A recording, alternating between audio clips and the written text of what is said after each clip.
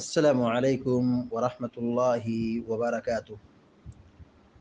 بسم اللہ الرحمن الرحیم وبہ نستعین، والصلاة والسلام علی اشرف الانبیاء والمرسلین، نبینا محمد وعلی آلہ وصحبہ اجمعین، ومن تبعہم بإحسان الی یوم الدین، اما بعد۔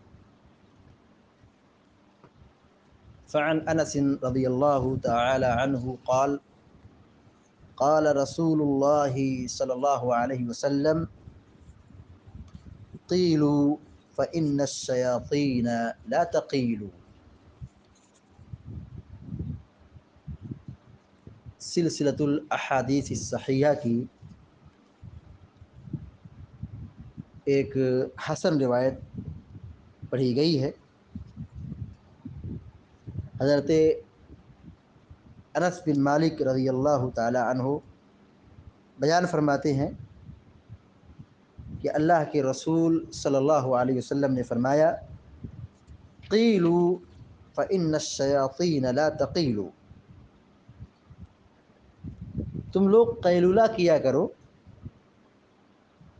کیونکہ شیطان قیلولہ نہیں کرتا ہے، یا شیاطین قیلولہ نہیں کرتے۔ قیلولہ دوپہر کے کھانے کے بعد آرام کرنے کو کہا جاتا ہے۔ احادیث میں اس کی بڑی تاکید کی گئی ہے، اور پیارے نبی صلی اللہ علیہ وسلم سفر و حضر میں اس سنت کو زندہ کرتے تھے، کھانے کے بعد کچھ دیر آرام کرتے تھے۔ قیلولہ میں نیند سے سونا شرط نہیں ہے، نیند سے سو لیے اچھی بات ہے، نیند نہیں آئی 10-15 منٹ جو بھی آدمی آرام کر لے، یہ سنت ادا ہو جائے گی۔ نبی کریم صلی اللہ علیہ وسلم نے قیلولہ کی اتنی تاکید کی،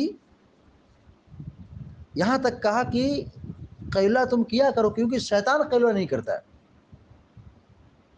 یعنی انسان کو، مسلمان کو شیطانی کام کرنے سے پرہیز کرنا چاہیے، اور پیارے نبی صلی اللہ علیہ وسلم کی سنت کو زندہ کرنا چاہیے، اور ہر قسم کی بھلائی، خیر، عافیت، سلامتی، نجات، ترقی پیارے نبی صلی اللہ علیہ وسلم کی سنت پر عمل کرنے میں ہے۔ آپ طبی اعتبار سے غور کریں کہ دوپہر کے کھانے کے بعد جو ہم آرام کرتے ہیں، قیلولہ کرتے ہیں، اس کے بڑے فوائد ہیں، اس کے بڑے اچھے اثرات مرتب ہوتے ہیں۔ اور اگر آدمی پیارے نبی صلی اللہ علیہ وسلم کی سنت کو زندہ نہ کرے، عمل نہ کرے، تو اس میں بہرحال کہیں نہ کہیں نقصان اور خسارہ ہو جاتا ہے۔ اور عام طور پر قیلولہ کی سنت اور قیلولہ پر عمل کرنے کی ضرورت کن کو پیش آتی ہے؟ جو فجر کی نماز کی پابندی کرتے ہیں اور پھر صبح میں سوتے نہیں ہیں۔ اب جو لوگ صبح میں سو لیں گے، 10 بجے 11 بجے اٹھیں گے، تو کیا قیلولہ کریں گے؟ آپ دیکھیے کہ صبح کا سونا نقصان دہ ہے، جسمانی اعتبار سے یہ کیا ہے؟ ضرر ہے۔ لیکن یہی سونا جب آدمی دوپہر کے کھانے کے بعد آرام کرے، سوئے، تو یہ اس کے لیے نفع بخش ہے، مفید ہے، یہ اس کے لیے فائدہ مند ہے۔ ایک تو سنت بھی ادا ہو رہی ہے، جسمانی اعتبار سے اور طبی اعتبار سے فائدے ہی فائدے حاصل ہو رہے ہیں، سکون ہی سکون مل رہے ہیں۔ لہذا ضرورت اس بات کی ہے کہ ہم پیارے نبی صلی اللہ علیہ وسلم کی سنت کو سنجیدگی سے سمجھیں اور اس پر عمل کرنے کی کوشش کریں۔ اللہ تعالیٰ سے دعا ہے کہ اللہ تعالیٰ ہم سب کو، آپ سب کو نیک عمل کرنے کی توفیق عطا فرمائے، اور ہر قسم کے شر اور فساد اور بیماری اور پریشانی سے ہم سب کی حفاظت فرمائے، آمین یا رب العالمین۔ اقول قولی ھذا واستغفر اللہ لی ولکم ولسائر المسلمین فاستغفروہ انہ الغفور الرحیم، وصلی اللہ علی نبینا محمد وسلم تسلیما کثیرا۔ والسلام علیکم ورحمۃ اللہ وبرکاتہ۔